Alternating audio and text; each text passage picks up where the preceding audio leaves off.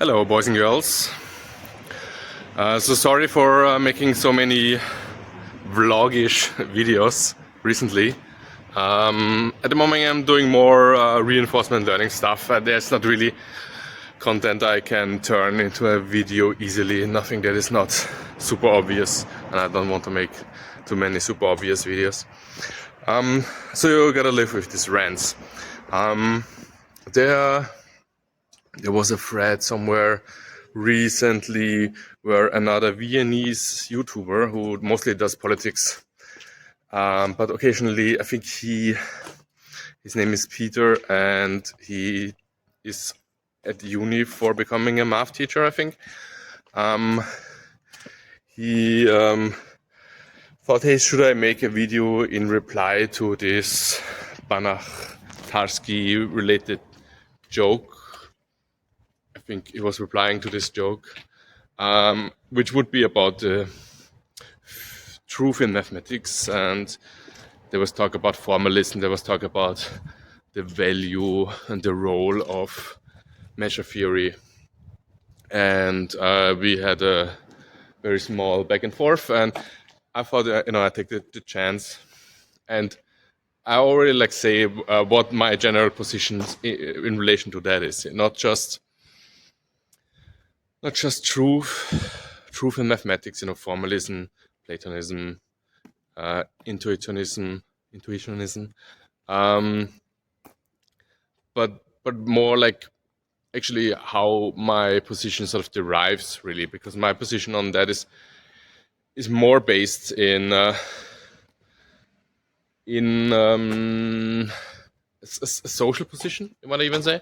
So the thing is this, I have quite a positive bias towards the academy in some sense. So I know that there's always people who say that university time was super stressful, all these exams, blah blah blah. But for me, I had this experience, and I guess the bulk of people, for them, it's like that university was actually super chill and interesting times. So I kind of look back fondly, even during my PhD times. My PhD days, there were some months and years which was, in the moment it's super stressful, but looking back, these were actually super super nice times. So 2014, there were some problems, with my advice, some money problems, and it was pretty horrible. It felt super stressful. I remember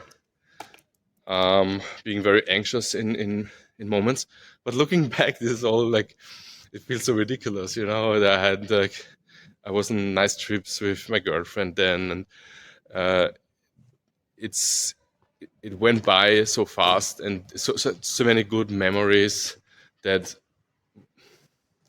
I learned a lot. During my PhD times, my PhD is in physics, but I spent more time learning theoretical computer science, probably, and dabbling into category theory. This was this time, 2013 around. I spent more time on that than actually plasma chemistry, which I was writing about. But I learned more about writing and reading papers than the subject I would, or that is the more core part that I took from it, because I'm not going to go back in plasma chemistry for better or worse. It's just not job-ish kind of thing that's irrelevant, not my strongest interest, even if I love statistical physics. Okay, so I have this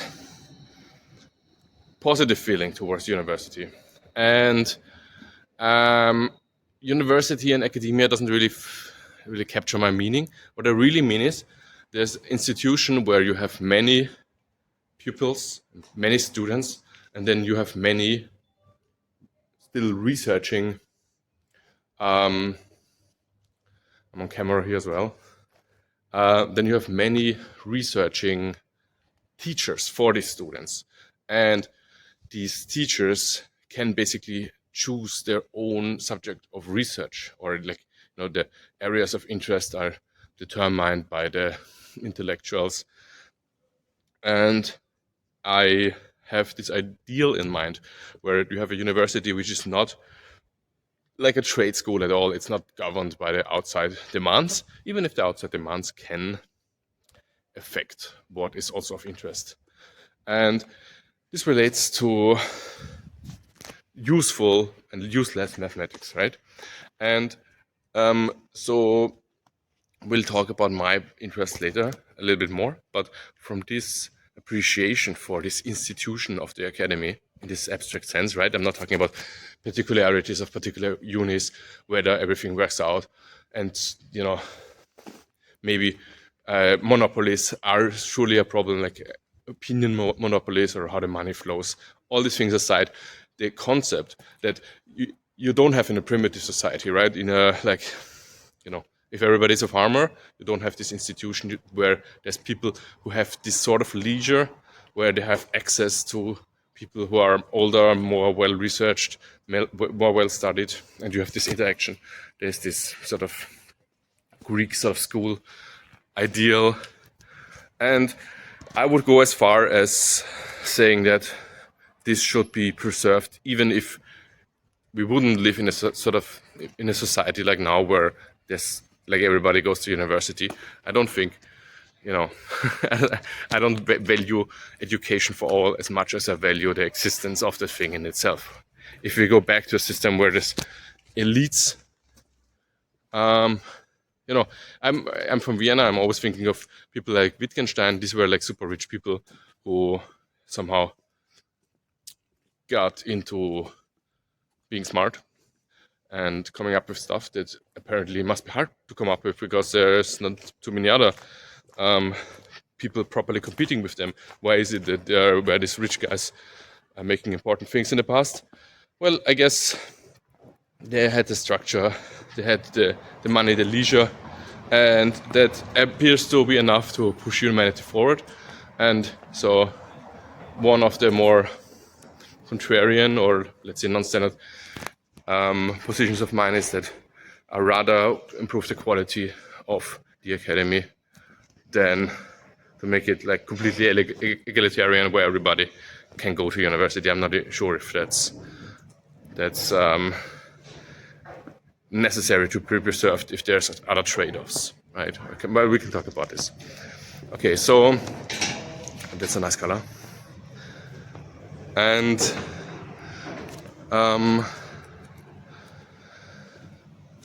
so from this ideal, maybe even naive love for this teacher-student structure, I would say everything that people want to study, they should study, and they should have no regard to what society needs. Right? A university is something the society chooses to afford despite its costs. Despite its costs, even. Let me cross the street because it's probably very loud here now.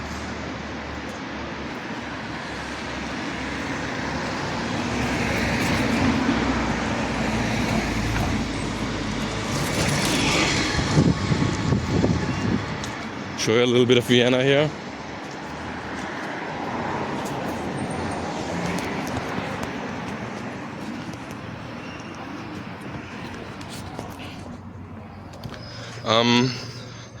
And so from this position I say, everything should be studied. We should have these libraries in the ideal form. They hopefully are public as they are in Vienna, and people can go there.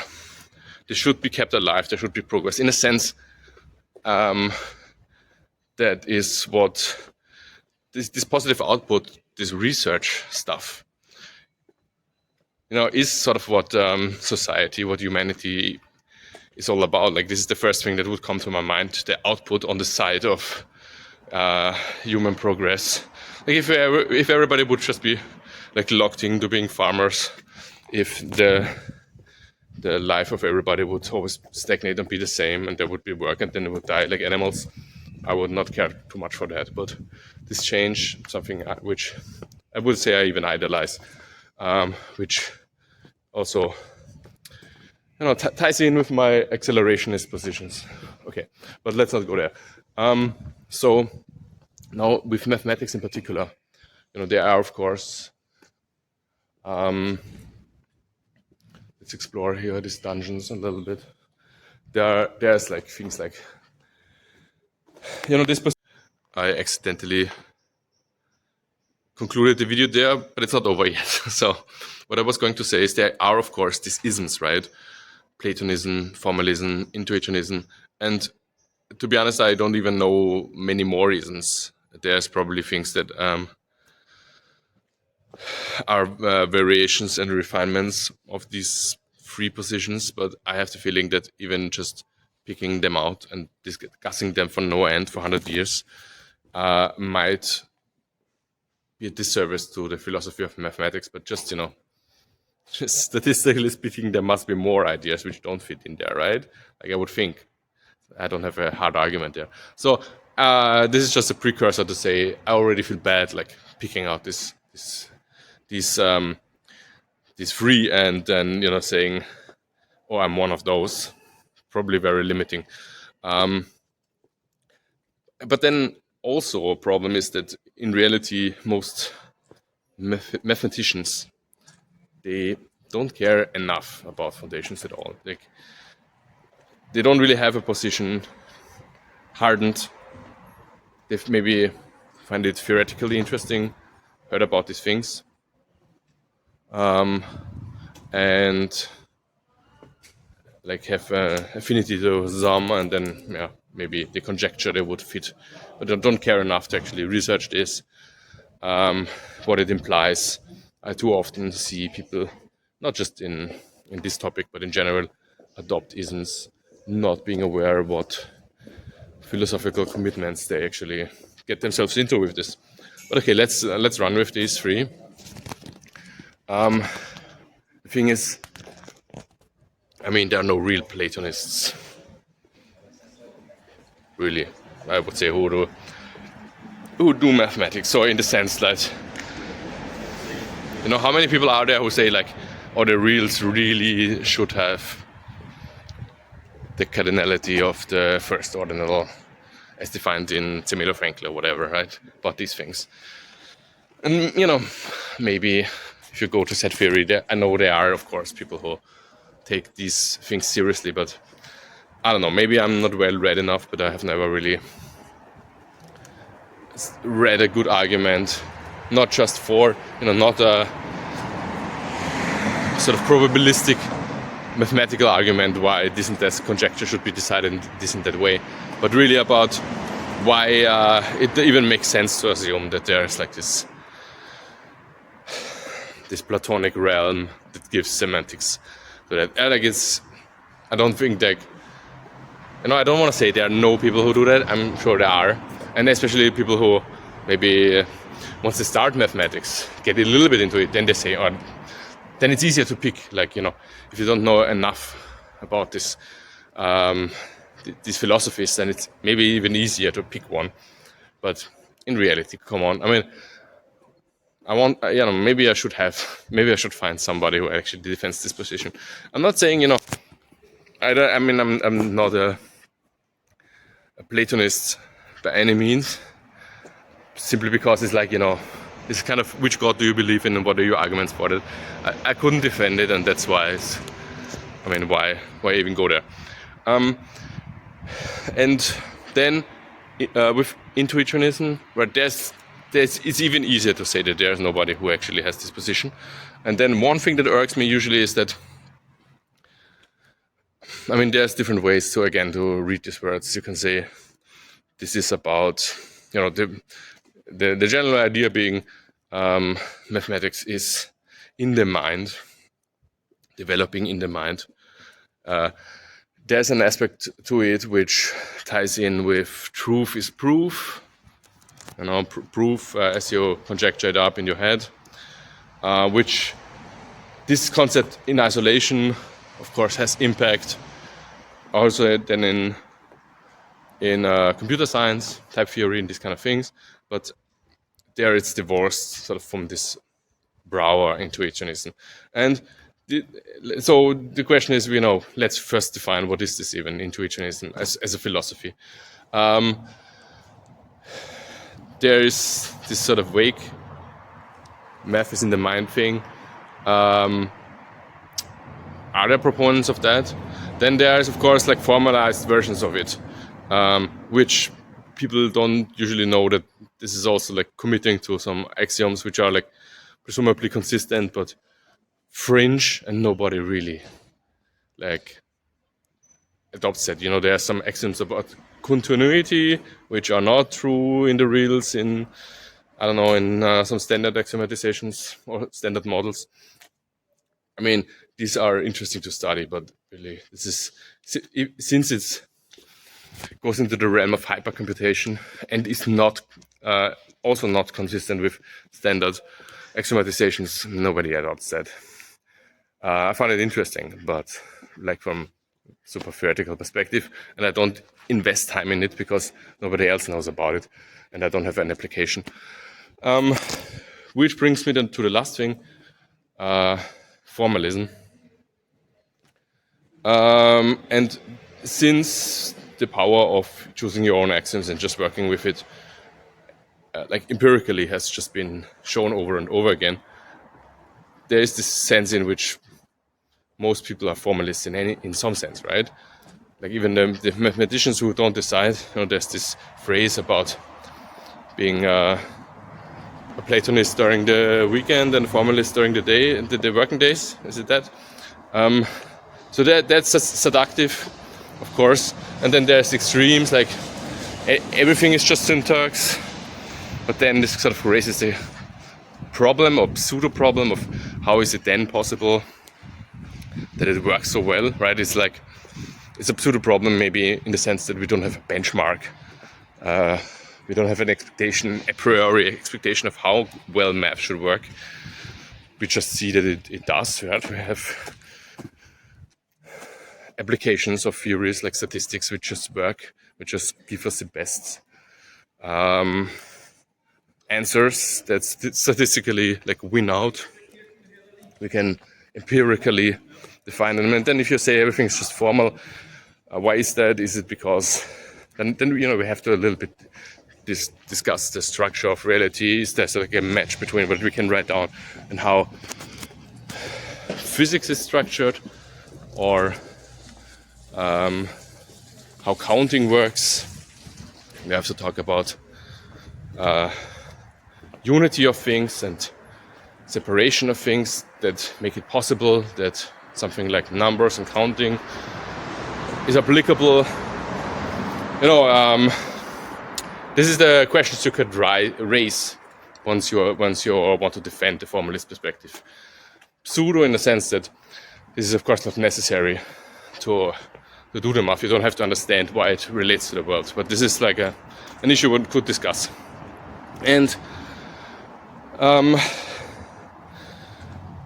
mean, one reason why it's also appealing to me is that there's even among like working model theorists who discuss syntax and semantics, I have always the feeling that even if you do semantics with mathematics, you're basically really just taking syntax and matching it with other syntactic constructs that are used to express the semantics.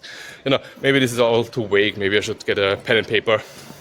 This is like with this intuitionistic logic continuity axiom. Doesn't really make sense to talk about it just like that while I walk with my pink scarf here through the 8th district of Vienna. We'll have to sit down, write it down to make these cases. But what I'm saying is that I think there are so many open questions and you can have affinities. In the end, I have likings for taking certain positions. For example, I tend to be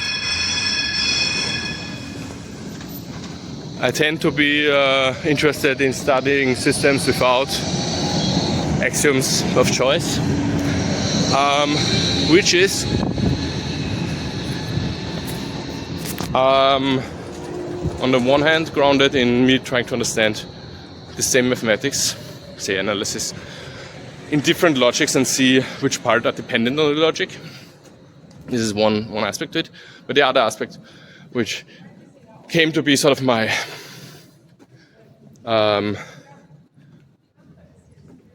arguing angle in the last years, is that I just enjoy mathematical frameworks in which you can say that all functions are computable functions, right? If you like, you can say, oh, the math I was just doing is really about computable functions, maybe in some lambda calculus Turing machine framework, and all my theorems that I have just proven hold for algorithms. You know, if you take arithmetic, let alone set theory, and adopt the law of excluded middle, then of course you kill off the semantics. Then a function is something far stronger than an algorithm, some more magical object. And so, because I have, like, you know, I'm doing programming most of the time, even though, as I argued with the academics thing, people should do what they want, and I enjoy all of it. There is part